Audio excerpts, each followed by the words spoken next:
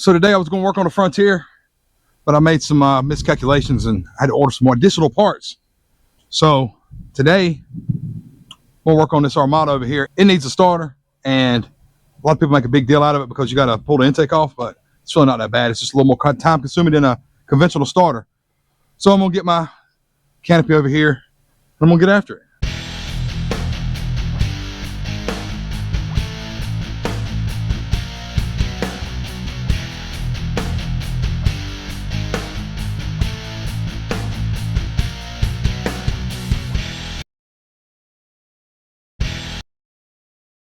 And voila, look at that.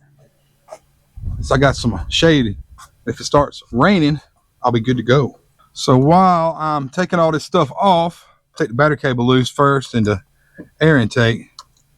Give a little heads up about what was going on with this thing. So if this starter gets really hot, if you like sit in traffic for an extended period of time and you try to go to restart it, it will not restart. And that is the starter most of the time. This starter, as far as I know, it's original. And it needs to be changed. Now, if you start it cold in the morning and then like when I go to work and I let it sit there all day and it cools off again, I don't have any trouble with it, but that's just an early indicator that this thing needs a starter. I also need to clean this crap up. I don't know why this battery keeps doing this. In addition to that, at some point, there was a rodent that decided to make a real estate investment in the valley where the starter goes. And there's also a harness that runs the knock sensors, and I have a P0328. And if you look in there with a flashlight and you hold your mouth just right and you look around between those runners, you can see where that butt head has chewed that harness. So while I'm in there, it's a sensuous repair. I'm going to put that harness on today too. Most of this job can be done with basic hand tools that one would have around a basic garage, except for the fuel line releases. That's a special tool you'll kind of have to buy more than likely to finish this job. Got to get all these hoses off of here. The ones I just installed like 2 months ago. Get this intake loose. All right, I've been working for about 20 minutes now. Maybe not even that long. If you see here, I took the connector off this. It connects. It's got like a little holder back there for the harness. Put it over here out of the way. Took all the hoses off. Got all the injectors connected. I took the throttle bay off, just let it go forward. These are coolant lines. So if you don't want to have to drain your coolant system, then don't take them off. Just take it like that. Over here, you had that wiring harness where it clipped to the fuel rail. Take it off. You got the bolt right here that goes to the transmission dipstick. Take it out and just kind of encourage that thing to go over there. And now all I have to do is get this fuel pressure line off. You just pop this thing off, put it somewhere. I'll show you how to do that in just a second. We'll do that and take out the 10mm bolts and she should come off. All right, this is that special tool I was talking about. You can buy this rack from O'Reilly's for like 14 bucks. It's got all the different quick connect tools on it. I believe this is a 5/16. Well, it's this because this is a Japanese truck. It's probably 8mm, but 5/16 is the one you want to use. But the idea is to get that thing down in there like that. And you got to get, this is kind of a pain in the butt. You get them ears stuck in there like that. We're going to push forward. And we're going to try not to take a gas bath here. And then push back and it should pop right off. Come on, baby. This is not working as intended. I heard it. I heard something. Yeah, don't buy that thing from O'Reilly's like I showed you. That disconnect. Not for this job anyway. It'll work for other jobs. What I end up having to do is I modified. This is a cap off of a Sharpie. And I just cut the tip end of it off, cut the little pocket clip off, and split it. And you can put it right on there like this here. You see it's off, right? I did that off camera. If you take and split it open and put it right around there like that, it'll grab that thing and get a hold of them little tabs in there, and it'll pop right off. So, free tool. All right, now that I got that out of the way, you got 10mm bolts right there and right there, and it's got friends all the way down. There's one there, and they go back. There's one right there. There's one all the way in the back on both sides. Once you get those out, this intake will come off. All right, let's see if this thing will come off. Oh boy, get everything loose. Oh, I forgot one thing on the back there. That ain't no big deal. I got that clamp off, and there we go. Get this thing tucked back out of there somewhere. Just got to remember to hook it back up before we put it back on.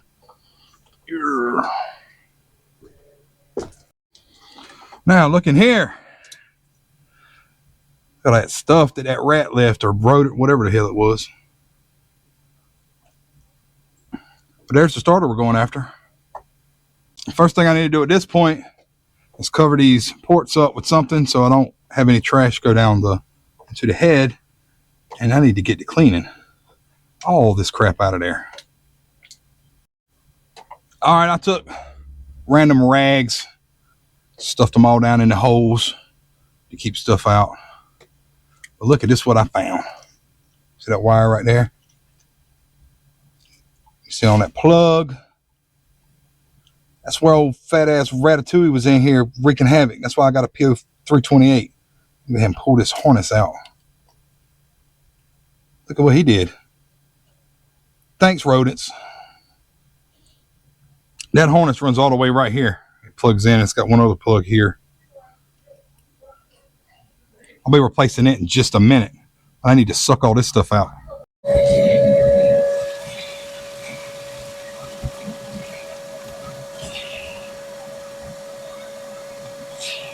Whew, almost got too hot. It's bad out here today. I had to go change my shirt. I had done sweated right through that one. But anyhow, back at it. Time to pull the starter.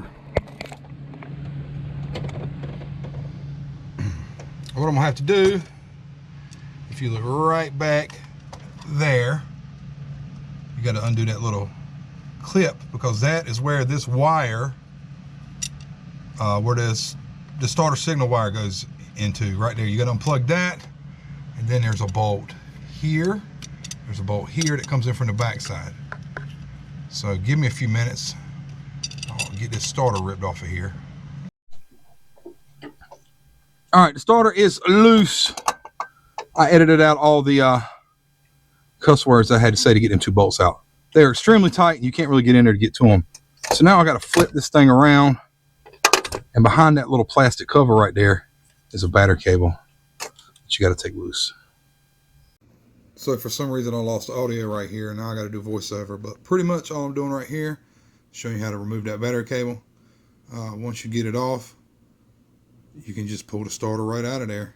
It's the last piece of the puzzle.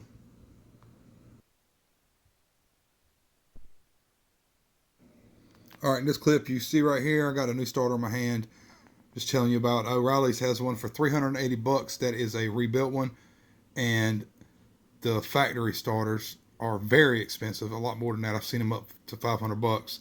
Anyway, I picked this one up here from Rock Auto. It's like 160 bucks plus shipping. And I'm showing you the box here. It is a Remy brand starter. Probably not the best, but it's not going to be bad either. Here's the starter installed. It literally just bolts up just like the other one. Right here, I'm talking about the knock sensor harness. I got this thing from Z1 Off-Road. It was literally only 20 bucks plus shipping. That's a pretty sweet deal for a brand new OEM harness. Right here, I'm installing the harness. You see you got the big plug off to on the left side valve cover. That goes right into that little bracket. You're gonna plug it in. It's got all the little tabs for the factory where it can go into that hole. You got, I think that's a coolant sensor plug right there. The only thing you need to save off the old harness is, I'm about to do it right here, is that thing that looks like a zip tie right there. That you need to keep that because it doesn't come with the new knock sensor harness. So you need to find a way to release that. After that, you know, everything just plugs right in. You got both your knock sensors there. Are pretty clear how they plug in. At this point, it's where I need to pull all the rags out of the intake holes, and I need to clean all the sealing surface where the intake manifold bolts back on. And after a few minutes, it can look just like that. And now we're ready for intake installations. All right, take a look at all these gaskets here. You can reuse these if you know they're pretty new, but I don't know. These are looking like the originals, and they would be all right. But I'm gonna hand belt this kit here. Get that part number right there. It's got the throttle body gasket and all of the port gaskets in one kit. It was like 45 bucks. And something else to note, I don't know if you can see it in there, but like I need to really do like an upper end fuel injection service type, induction service type situation here. You can see the lower manifold. When I had that stuff pulled apart, you can see it was pretty gross in there, but this is terrible. These are nice and easy to install. See that little tab right there? Pull that out and whoop, that comes out. And just rip them all out.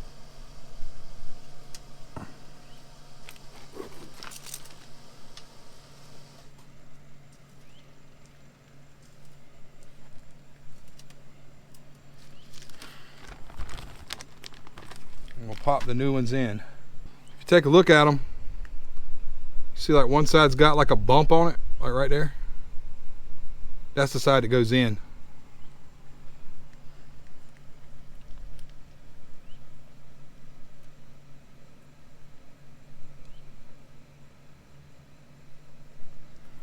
Want to have all this nice and clean so you don't have no vacuum leaks.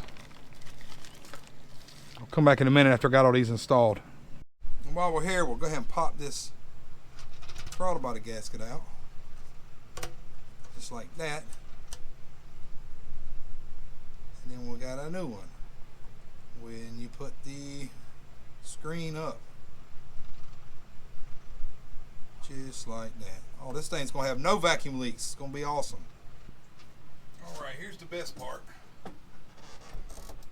Get this thing snaked back in here. I'm gonna set it down gently and make sure that you hook that booster line up, because you'll have a massive vacuum leak. That'd be something that'd be really easy to forget. And hopefully we didn't knock off any of those gaskets. Sit down beautiful like that. Now I got a bunch of bolts to tighten and hoses to hook up. Looky there, everything's put back together. Intake, hoses, connectors. This part was pretty easy. Went back together nicely. Went ahead and stuck me another battery in here. It's the one that came out of my junk tighten. It's actually a newer battery than the one that was in this Armada. So I haven't started it yet. What do you think? See what it sounds like.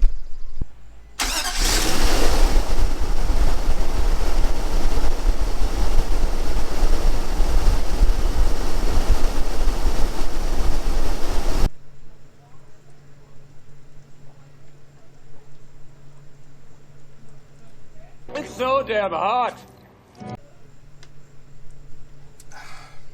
Folks, this is the hardest video I've done, just due to the heat. That job wasn't especially difficult. It's got some difficult parts to it, but man, it's just been killing me, the heat today. The main things that are going to be a pain in the butt for you is that fuel line fitting, and I showed you how to use a Sharpie cap. That worked out great. And the other thing is that starter, the bolts are hard to get to and they're really tight. Past that, it's just time consuming. This advice to you is, if you're going to try to do this job, don't start at 2 o'clock in the afternoon in July when it's 92 degrees and 98% humidity. That's the worst part of it that killed me.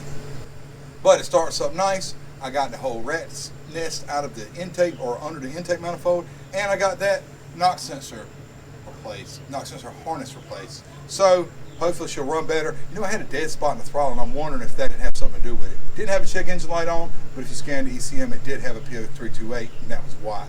So hopefully it'll be running better. The starter already sounds a lot quicker. So that starter, the old starter, was on its way out for sure. Well, if you watched all the way to the end, I appreciate it. I got a lot of stuff to do before it gets dark. I got to get up all these tools and this shop vac and all these raggedy parts on the ground and get ready to go to work tomorrow. So I appreciate you watching. Thanks for stopping by. Come back and see me.